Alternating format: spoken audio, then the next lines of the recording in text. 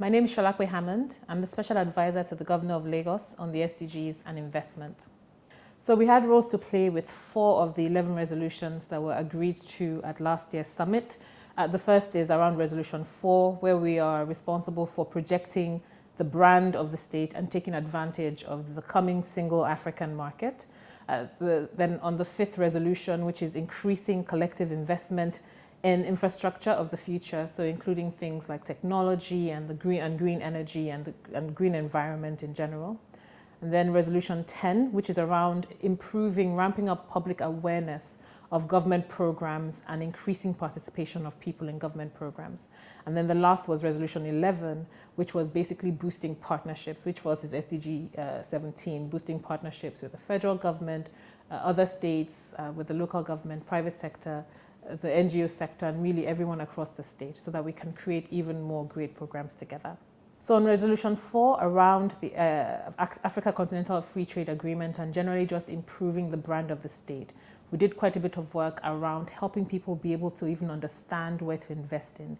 So Lagos obviously is the center of investments. More than 75 to 85% of the investment that has coming into the country over the last 5 years comes in through Lagos. And Lagos has done a lot in terms of trying to improve on that investing environment, creating the infrastructure that is needed for things to ride on, establishing things like our free zones, Eco-Atlantic, the Lekki Free Zone, putting in place the right infrastructure like the ports and the soon-to-come airport, and some of the other things that we've done to actually directly create projects. But there are many other investable sectors that people are not aware of, or investors may not necessarily be aware of.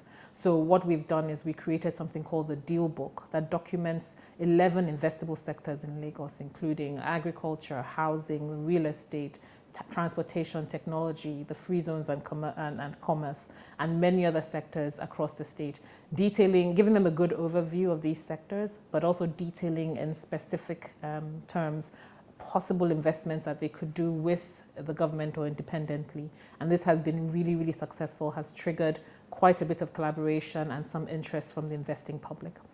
In addition to that, we've also held physical events. So we had our first investment roundtable last year. We've also had an investment breakfast focused on agriculture this year. And that has also been a good way for investors to be able to dive deeper and ask more questions. With regards to the Africa Continental Free Trade Agreement, Lagos is very, very critical. We want to not just be a consuming hub, but a manufacturing hub, an export hub from here outside to the rest of Africa. And so we've been very, very front and center in working on this strategy.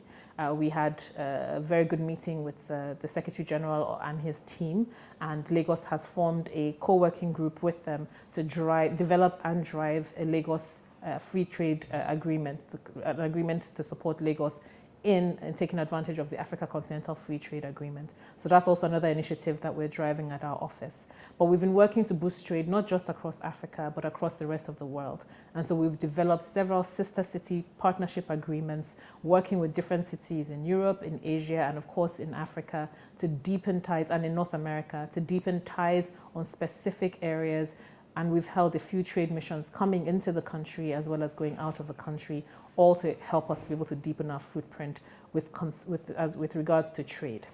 On ramping up public awareness of our programs and initiatives, it's been a very, very critical thing for us. There's so many great programs that are run by the various ministries and agencies, from the Ministry of Agriculture, Lagos State Employment Trust Fund, the Ministry of Commerce, Ministry of Wealth Creation and Employment, the Ministry of Women Affairs and Poverty Alleviation. On our part, what we do is we try to amplify this and help people see some of these programs that are ongoing. And we're beginning to bring the citizens together in collectives, in clusters. The very first one we did was a partnership with Lagos Island called Lagos Island Connect, where Lagos Island stakeholders are working together with the government, private sector, civil society, and everybody at various levels to try and bring economic prosperity back to Lagos Island. We supported them by developing a survey first. We surveyed 2,100 respondents, more than 75% of whom were below the age of 36, to understand their needs for social spaces where they could gather, their needs for security, their needs for intervention around, things like depression and other challenges that they were facing as young people, their needs, of course, for employment. I'm trying to match them with MSMEs and other companies operating in that zone who are looking for potential employees.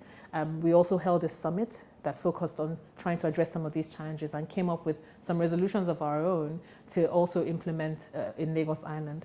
One of the first was a business directory, which we also supported them to develop, which we'll be unveiling later on in the year at the Libes Business Fair, which is also another initiative that was spawned by that. We're looking to host 250, at least 250 small and micro businesses operating in Lagos Island and bringing them together, helping them to get endorsement and support and patronage from people who are living and working around Lagos Island. And we've started getting requests from other local governments to create similar clusters. We think that when we can bring ourselves together to actually come together around a goal and implement, we can begin to see a better understanding of government programs, because these people are then ambassadors of the various programs. They get the information and they're able to carry that out. So that's what we've done in that regard. Let me not look for all the ones I wrote before. I've not done them. No problem on awareness and preparation. Okay. So the last one is around fostering partnerships and ensuring that we build relationships across multiple levels. It's been relatively easy for us to do this, and I have to commend some of the key federal ministries that we work with, including the Presidential Enabling Business Council, PEBEC, the NIPC on investment side, and of course the Office of the Special Advisor to the Senior Special Assistant. Oh, sorry, I have to start that one again. Sorry. So. I'm in trouble. On the partnerships and collaboration resolution, we've done quite a lot, especially working with our counterpart organizations at the federal level. We have to really commend PEBEC, NIPC, the Office of the Senior Special Assistant to the President on the SDGs, because they have already done a lot in terms of making it easy to work across federal and state lines. We've also tried to do some work with the local government, starting, of course, with our outreach. Our outreaches, we now have Lagos State Volunteer Corps offices in 20 local governments, where we're able to interact with citizens of Lagos and get them to volunteer on various initiatives that we've started up that are addressing the SDGs. So these include things like market and beach cleanups and street cleanups, feeding programs, health programs for the elderly and for women who are pregnant, and many other areas, tree planting, many other things that are addressing the SDGs. We've been able to then create this foster a better level of local collaboration with the local governments in the state across using that platform or those platforms. We also created something called the SDG Youth Alliance that has more than 9,000 members. And this is essentially a platform and a community for young people who are coming together to solve the SDGs themselves and are supporting themselves. So they're coming and they're supporting themselves. We've seen people like DJ Copy sign up to partner, and they've supported themselves by funding schools, funding programs, building infrastructure in underserved communities, and doing a lot on their own, and they're amplifying themselves. So that's also another example of how we can work to get young people connecting with the government. Last but not the least, of course, we have now built a platform for NGOs who want to register to understand better what we're doing. We think the civil society is a very, very important leg of development in the state, and too little is known about their activities and how we can help them and how they can help us. And so we had an NGO summit in July in partnership with the Ministry of Economic Planning and Budget, and one of the agreements there was to develop a platform where they could register so that they could understand better and access better the things that are happening in the state. So these are some of the initiatives that we've initiated that speak directly to the resolutions. So with regards to impact, I think we've pretty much achieved some progress on most of the things we've talked about. In terms of branding and knowledge, Lagos has been able to, we've been able to extend the brand name of Lagos globally. We're seeing more consulates come in, we're seeing more organizations reach out, we're participating at more activities on a global level. With regards to investment, some of our activities have supported the various ministries and agencies that have the specific responsibility for transport, for environment, for energy in attracting further investments, and we've been able to facilitate some of those conversations and make it easier.